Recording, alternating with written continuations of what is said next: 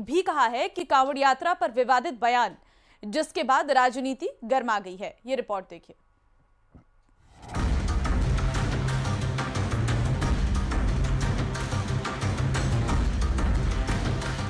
कांवड़ यात्रा के दौरान ढाबों के नेम प्लेट पर जारी सियासत थमने का नाम नहीं ले रही है।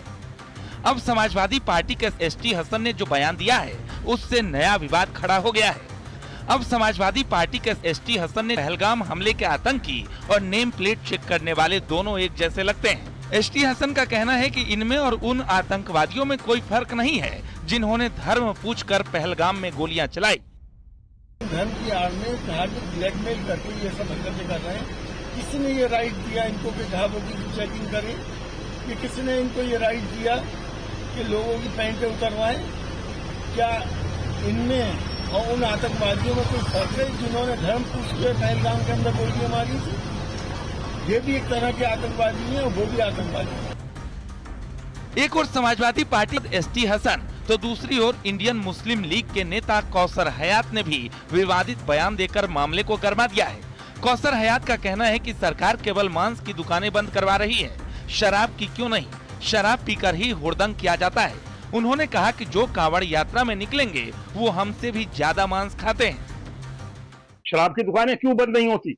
शराब पीकर हुड़दंग किया जाता है, शराब पीकर व्यभिचार किया जाता है, शराब पीकर क्या नाम उल्टे सीधे तमाम हरकतें की जाती हैं। शराब की दुकानें बंद नहीं होती, गोश्त की दुकानें बंद होंगी और वो लोग गोश्त खाते हैं। जो लोग आज ये क्या नाम कांवड़ यात्रा में निकलेंगे वो हमसे ज्यादा गोश्त खाते हैं। तो ये सब क्या है? तमाशा है कि आप सिर्फ और सिर्फ मुसलमानों के खिलाफ एक एक्शन लेने के लिए तो आप मुसलमानों के क्या नाम अपनी अपनी दुकानों के नाम बताएंगे। उधर AIMIM चीफ असदुद्दीन ओवैसी भी नेम प्लेट विवाद पर मुखर हो चुके हैं।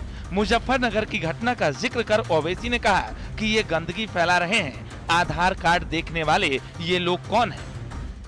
ये समझ में नहीं आ रहा कि 10 साल पहले इन जगहों पर कुछ नहीं होता था, पीसफुली सब कांवड़ यात्रा जाते थे। अब ये क्यों हो रहा? और फिर वो होटल पे गए, एक पकड़ लिए एक आदमी को, उसका आधार कार्ड दो, बोले वो नहीं। ये होते कौन? ये विजिलेंटी होते कौन ग्रुप्स? ये सरकार चला रहे या फिर एडमिनिस्ट्रेशन सरकार चला रहा? उसका आधार कार्ड नहीं मिला तो बोले पैंट उतारो। क्या है ये गंदगी है? और फिर बाद में मालूम हुआ पुलिस नोटिस दी। नोटिस देने से नहीं, उनको अरेस्ट करो, रोको आप उनको। तो बेचारा उसका नाम गोपाल है। क्या है तमाशा है? किसको राइट है जाके होटल में? कौन है आप बोलने वाले? किसके आप जाते कैसे होटल में आप? हालांकि यूपी और उत्तराखंड में कांवड़ यात्रा की तैयारी चल रही है, लेकिन सावन से पहले रास्ते में पड़ने वाले ढाबों के नाम बताने पर घमासान मचा हुआ है। और इसी बीच समाजवादी पार्टी एसटी हसन और कौसर हयात के बयान ने इस मामले को और तूल दे दिया है। Bureau report, news 18।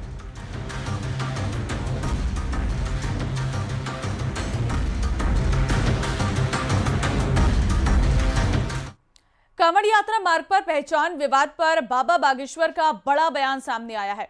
उन्होंने कहा कि आज सनातन पर बयान देना सरल हो गया है। लोगों के लिए सनातन सॉफ्ट टारगेट है। आगे उन्होंने कहा कि हज और रोजे पर उंगली नहीं उठाई जाती, तो फिर कांवड़ यात्रा पर बयानबाजी क्यों?